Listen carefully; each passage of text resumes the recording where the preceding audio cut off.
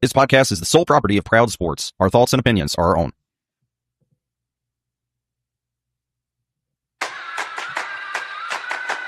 Yeah. They say I walk like a king, talk like a king. You can act around now, say the same thing.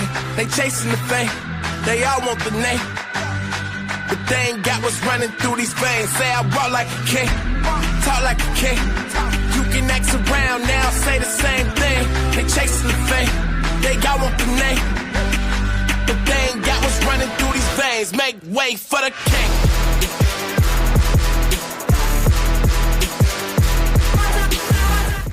It's time for another Proud Panthers podcast, and Stephen here with you as always. Follow along on X with me at Stephen Beck PS. This podcast at Proud Panthers, and all of it is online for you throughout the week at ProudSports.com. That's PROWLED Sports.com. We've got a game tonight for High Point fans. 10-3 now on the season, coming off of a really good win, I felt, against LaSalle. And now we have another team that is not really playing their best, I would say, but they did come off of their NCAA tournament berth a season ago, much like we did. So be interesting to see how things fare tonight. And we're going to talk about that coming up here in just a second. High Point University, the premier life skills university, is ranked the #1 best-run college in America by the Princeton Review. Employers value HPU's real-world preparation. Students love unprecedented access to global leaders on High Point's inspiring campus. And parents appreciate HPU's God, family, and country values. Choose to be extraordinary at High Point University. Wake up the Carolina way. Hi, this is Stephen Beck. Join me every Saturday morning for Waking Up Proud. We've got local eats, hot sport takes, and a whole lot of Triad and Carolina flavor. From barbecue debates to big game breakdowns, we've got your Saturday mornings covered. Wake up, chow down, and cheer on. Carolina mornings start here with Waking Up Proud. Saturday mornings, 9 to 11 on WSJS. The morning show that feels like home.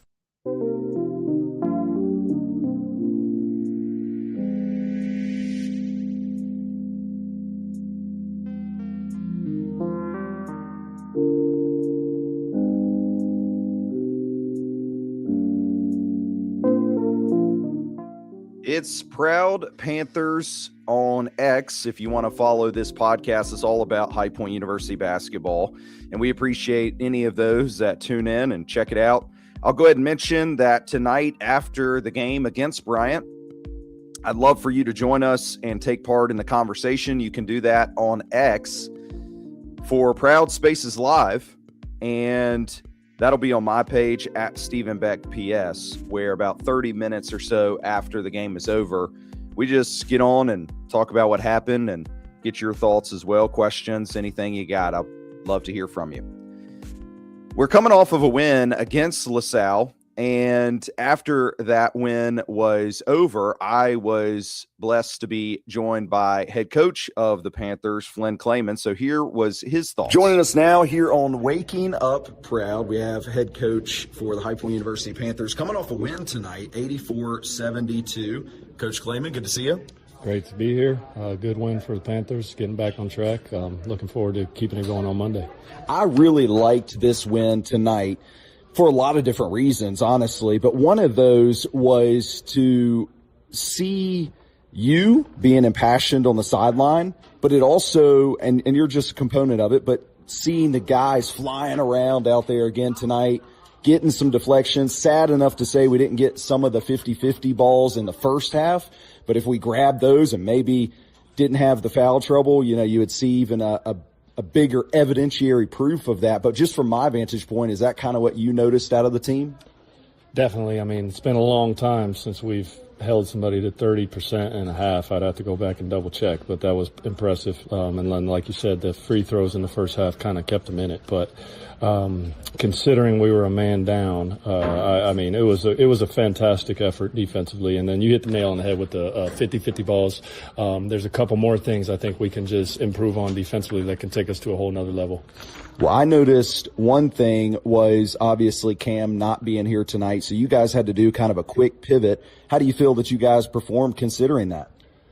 I mean, that's honestly the strength of this team is while we have some great individual players, there's not one individual player that's gonna, if they go out, that cost us, conference tournament per se. I mean, Cam is one of the best players in the country. He's on the National Player of the Year watch list. I don't know many mid-major teams that can lose a player on a National Player of the Year watch list and come out and perform that way against an A-10 school.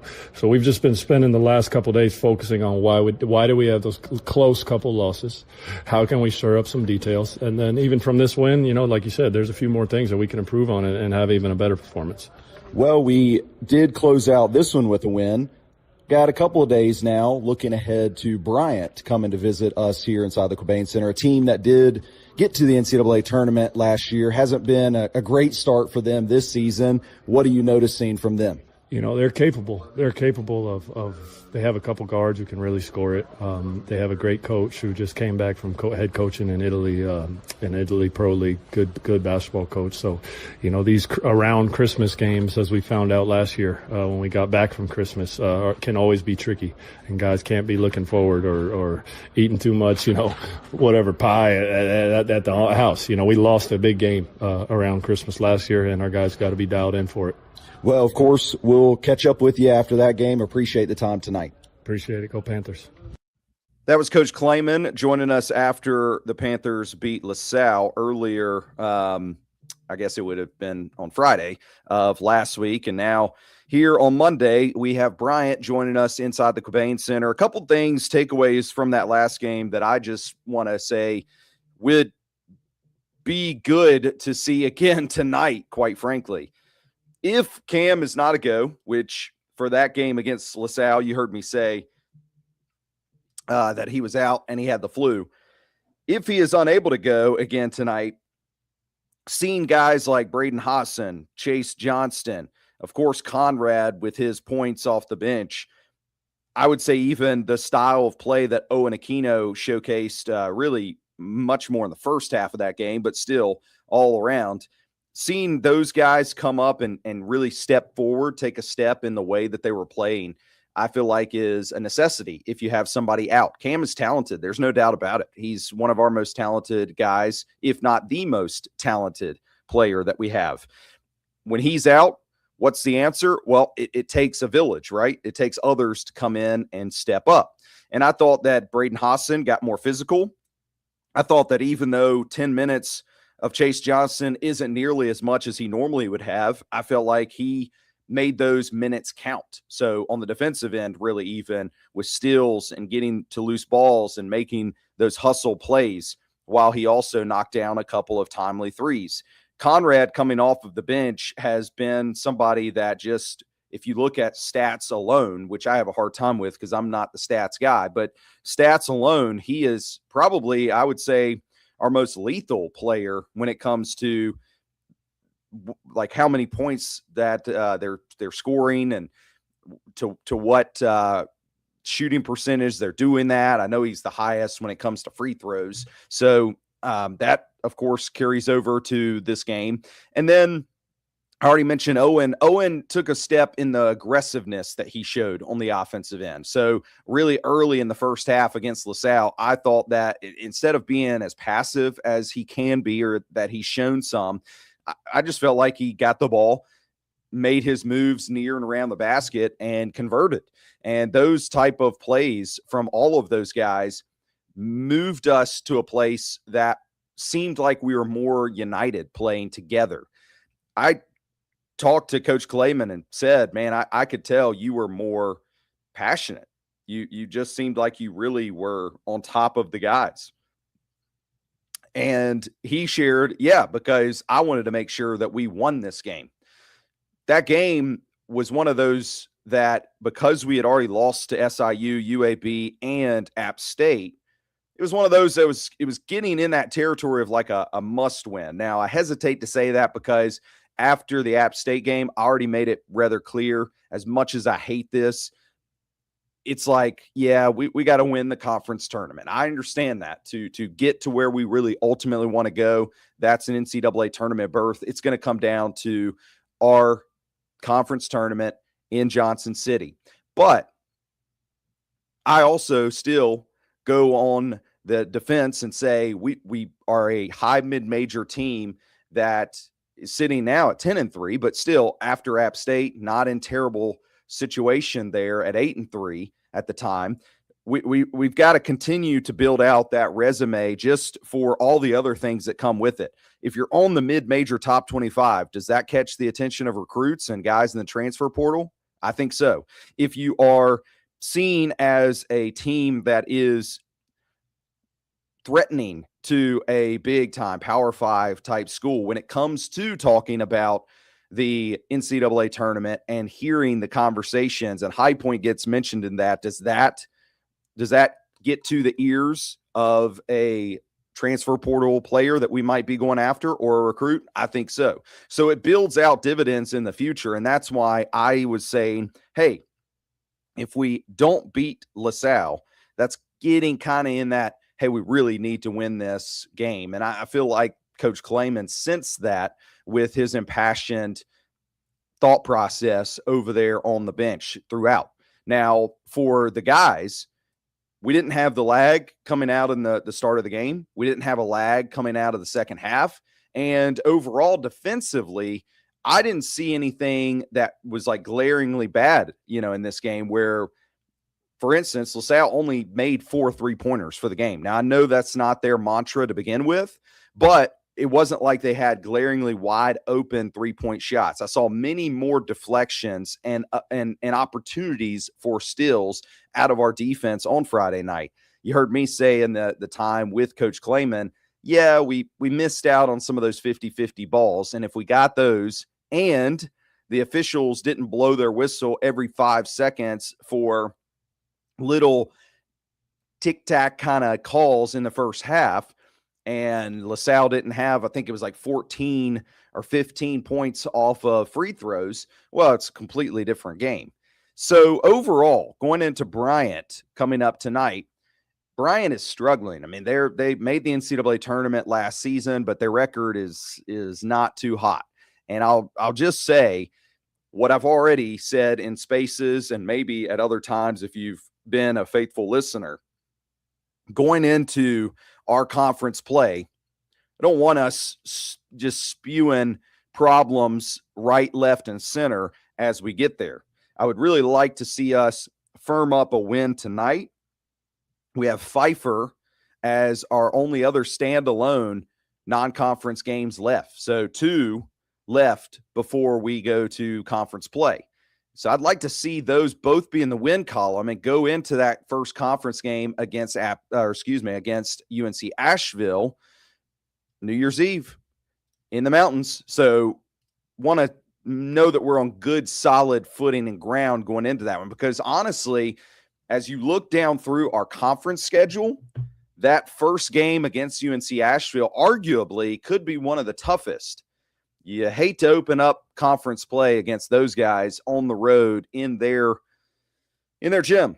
And it being on New Year's Eve, I don't know if that really means anything more special or not, but still, it's one of the tougher games. The 2 against Winthrop, those are going to be tough.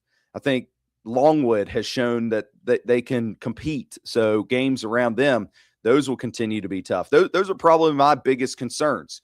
Coming up on the Proud Panthers podcast, a little tease here as we get into the next week of closer to this conference play that I'm talking about. We're going to have on some folks that know the conference of the Big South inside and out very closely and get their perspective to where we sit today. I know it's been a while since we talked about all these other teams, but overall, if I just gave my overall perspective, the league is down from where it was last year coming into its conference play. We haven't had many of those really good, solid wins against either other mid-majors or maybe an upset from a bigger school. It just the conference seems a little weaker this year. But that doesn't mean that as a High Point supporter and fan and the team itself that we can just assume wins either, because we've showcased that in games like the aforementioned ones that we lost, they were very winnable. The only reason that they weren't won is because I feel like a lot of that was self-inflicted in ways. It was either that we came out soft and sluggish, or that we did not maybe defend as we should have, or at times we had ball in hand running down the clock and could not convert when I know that the staff has something really well drawn up. So that's where we're at going into Bryant tonight. Is we're at a place where we win. It's good. That's great. Let's move forward. Pfeiffer, we win. That's good. That's great. And now we're into conference play. Anything other than that would just be a travesty. It would be. I don't have a good way to put it in. There's nothing that from either of those two teams, if we found a way to lose, that I would be able to sugarcoat it for anybody. I just wouldn't. I mean, I think it would be a bad loss, considering that we're at home, considering that these two teams that we're playing aren't really the best. And I know that we are a more talented and better team. So I'd like to see the team come out tonight. Don't know the status on Cameron Fletcher. Maybe he's there, maybe he's not. If he is, if he's not, I don't think anything changes. I'd like to see us come out tonight, play very much in the same vein as what we just showcased on Friday, with a togethered play that from start to finish seemed complete. And it's the game that ultimately I know is a style we can play, because I've seen it at the start of the season. Now we've seen it the other night, kind of in this middle portion of the season. You would like to expect that we could carry that throughout the completion for the end of the season. So that's what we've got going on in High Point basketball. As I mentioned, we're going to have things like word from others on the conference schedule. We're going to also have some really cool interviews to share with you. One with I would say the man that is most in charge around High Point University. I'll leave it at that. He's going to be joining us, and we'll try to share some of that with you here on the Proud Panthers podcast. But whatever you think that you might be missing, I hope that you'll join us over on ProudSports.com. And like I said, don't forget tonight on X, at Stephen Beck PS, we got those Proud Spaces live, where I hope that you'll come tune in, take a part in it. It'll be fun to have some conversation with you ahead of Christmas coming up. So if we don't hear from you before, Merry Christmas to y'all, and we'll see you again on Friday as well, right here on a Proud Panthers podcast.